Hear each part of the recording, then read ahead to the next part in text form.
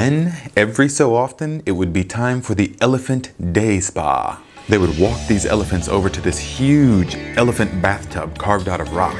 And then very slowly, the giant would begin to lay down.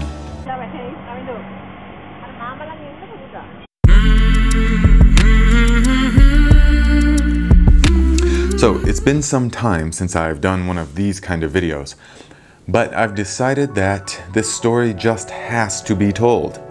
So here we are. So to make sure that you are caught up to this point in the story and that you understand everything, go back and watch the previous 13 videos. The ones with the number in the corner are about this epic 10-year odyssey, if you will. And then subscribe to the channel, like all of the videos, then we are on the same page and we can carry on. So it's 2009 and I've been in Sri Lanka for a number of weeks now. I've adjusted considerably to the climate. Yeah, so I'm coming to you live here from Sri Lanka. Oh my God, where it is really hot. The food is becoming to seem very tasty to me.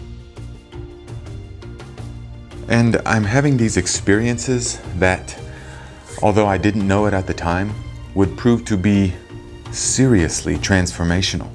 I would wake up and go out on the balcony only to see the monks playing with the elephants. It was beautiful to see their relationship. As I come to learn, the monks form these lifelong bonds with particular elephants. Certain elephants belong to certain temples.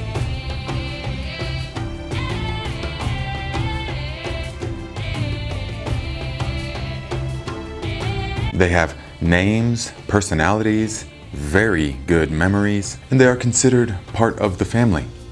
They are cared for and respected in a way that we don't really have an equivalent for here in America.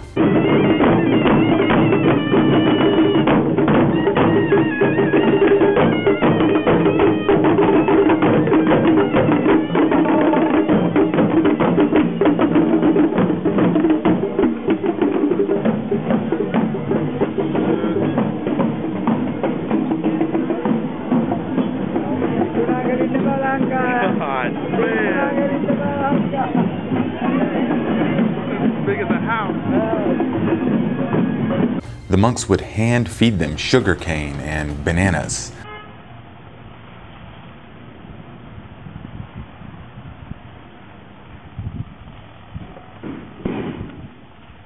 Putting what seemed to be their entire arm in its mouth. The elephant gently stroking the monk with its trunk.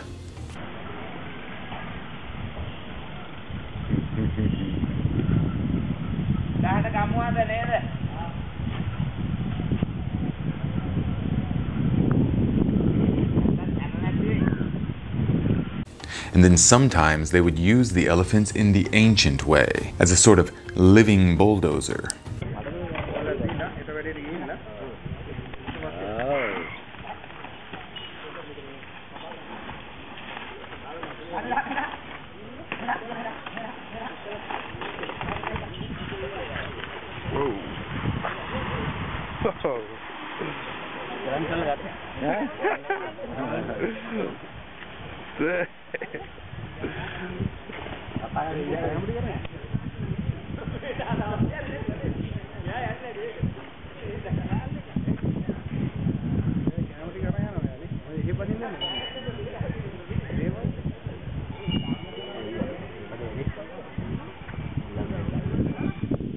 And then, every so often, it would be time for the elephant day spa. They would walk these elephants over to this huge elephant bathtub carved out of rock.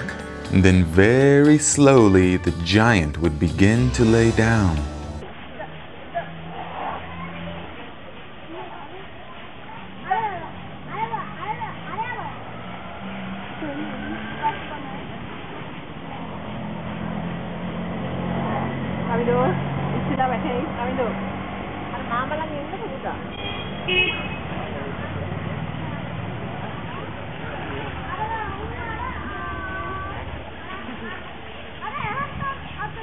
Once in the water, the crew got right to work, scrubbing the animal's thick, tough skin with coconut shells.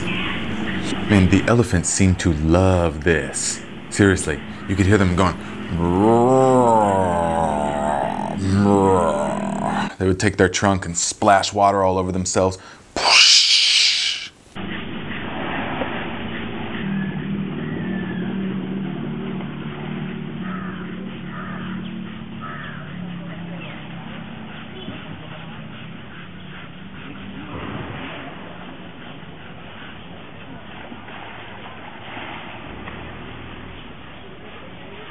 When I would go into the villages, my favorite part is always the kids.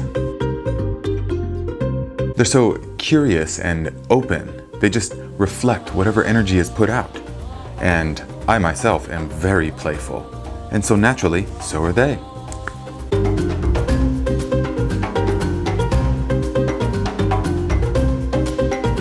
Here, this kid, he was following me around just doing whatever I did, like awestruck. I cupped my hands and bent down a bit. He cupped his hands and bent down a bit. I bent down some more. He bent down some more. I smiled. He smiled. And these little girls, the first thing they did, they had to show me their entire stuffed animal collection. One day in the village, I looked up and I saw something in the tree. I thought, wow, what is that? Is that some kind of a giant oblong fruit hanging from the tree? The very same night, I find out exactly what it is. They're bats. Giant bats. I'm serious. The size of a football, the wingspan like 2 feet. You can hear them fly above you at night. Whoever came up with Dracula definitely saw these bats.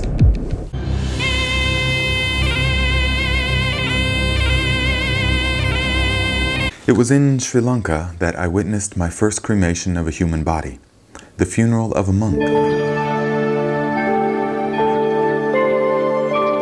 It struck me at the time how different the atmosphere was to any of the funerals I'd been to in America. Nobody was crying. They weren't laughing either, but there was this aura of gentle acceptance in a very matter-of-fact sort of way. The procession took all day, of course, and involved thousands of people. Old people, children, everyone. The monks paid their last respect to their brother and then led the procession about 2 miles away.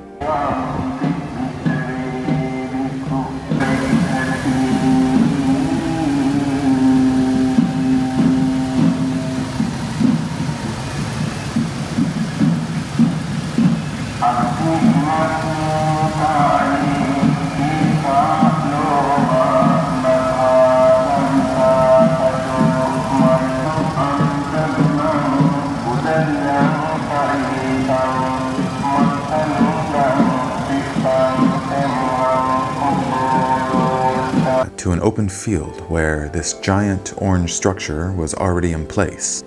Many different people took turns saying things. I couldn't understand the language, of course, but it didn't matter. I could just tell, I could feel that it was one of respect and reverence. After some time, they placed the body into the structure, and everyone began circling.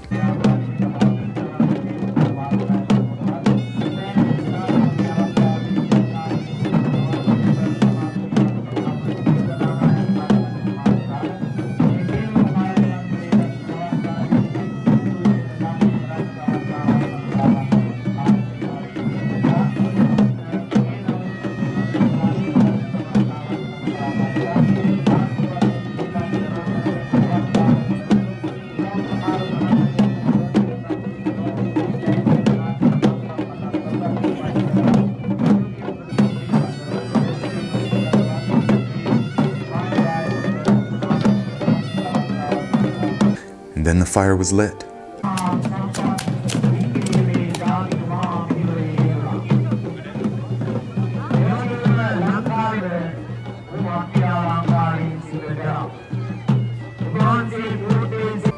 beautiful chanting came over the loudspeaker.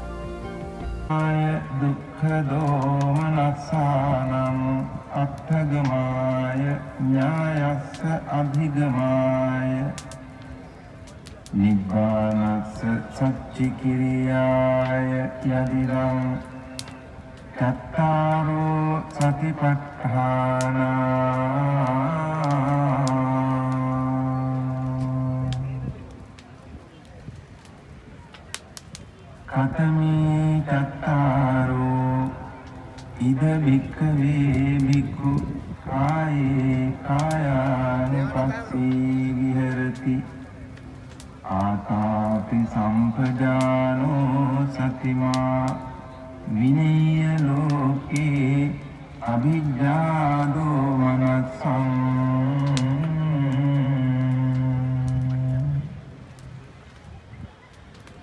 As I stood there, watching the body burn, this very old man stood next to me and whispered, "We are born to die. Our life oscillates between the moment of birth and the moment of death, and you never know when either is coming. And that is the beauty of each moment in this life."